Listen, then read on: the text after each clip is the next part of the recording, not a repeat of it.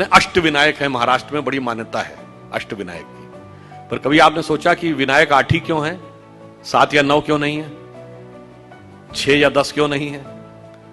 हमारे यहां कोई भी चीज बगैर कारण के नहीं है, बगैर तर्क के नहीं है।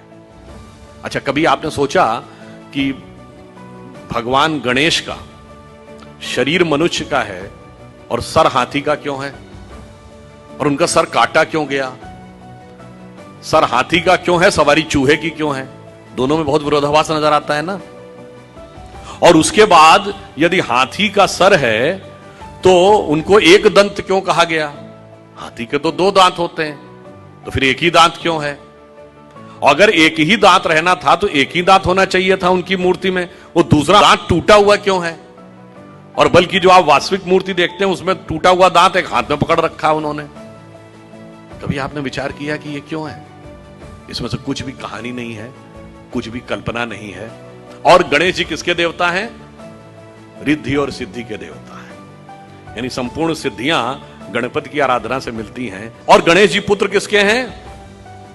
शिव पार्वती के। और शिव ने ही सारे आगम ग्रंथ दिए हैं, यानी जिसको आप कहते हैं ना, आपकी चेतना के जागरण के सारे स्वरूप भगवान शिव ने दिए हैं। अब समझिए गणपति के सारे जो स्वरूप हैं इनका अर्थ और तात्पर्य क्या है।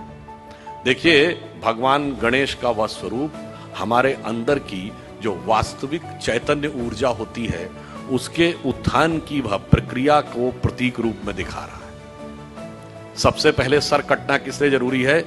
वह आप अंदर की यात्रा करके अपनी कुंडलनी शक्ति को तब जागृत कर सकते हैं जब पहले आप अपने अहंकार को नष्ट करने में सफल होते हैं। तो आपका सर कटने का स्वरूप प्रतीक ये है। दूसरा, हाथी का ही सर क्यों है?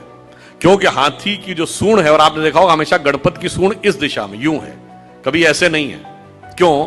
वह उस शक्ति का प्रतीक है जो अपवर्ड्स है, यानी जागृत शक्ति, आपके शरीर की कुंडलनी की शक्ति जब वो ऊर्ध्व की तरफ होती है उसका प्रतीक है। और हाथी इसलिए है कि हाथी के मस्तक में गज मुक्ता कहा जाता है। माना जाता है कि हाथी के यहां मस्तक में एक मुक्ता है तो वो ब्रह्मरंध्र का प्रतीक है। और जब वो मुड़ी हुई सूंड ऊपर है, और चूहे की सवारी क्यों है? क्योंकि चूहा जमीन के अंदर जाकर अपना बिल बनाता है। तो जब आप एकाग्र चित्त होकर अपने अंदर की यात्रा में उतरते हैं तभी जाके आप इस शक्ति को पहचान पाते हैं और उस शक्ति को ऊपर उठाने का सामर्थ्य पा पाते हैं। 8 ही विनायक क्यों हैं? क्योंकि 8 चक्र हैं, मूलाधार, स्वाधिष्ठान, अनाहत, आज्ञा, विशुद्ध चक्र और ब्रह्मरंध्र। और अब एक ही दांत क्यों है? क्योंकि जब आप आज्ञा चक्र से ऊपर जाते हैं तब द्वैत के साथ वह यात्रा नहीं हो सकती, यानी संसार और ब्रह्म 2 में से एक को ही चूज करना पड़ता है। तो वह दांत टूटा हुआ क्यों है? तो संसार के साथ उस संबंध का विच्छेद करना पड़ता है, उसे तोड़ना पड़ता है, इसीलिए टूटा हुआ दांत हाथ में रखे हुए हैं। फिर आगे की यात्रा जाकर जब ब्रह्मरंध्र तक मिलती है तो समस्त रिद्धियां और सिद्धियां आपको प्राप्त होती हैं। यह उसका प्रतीक है।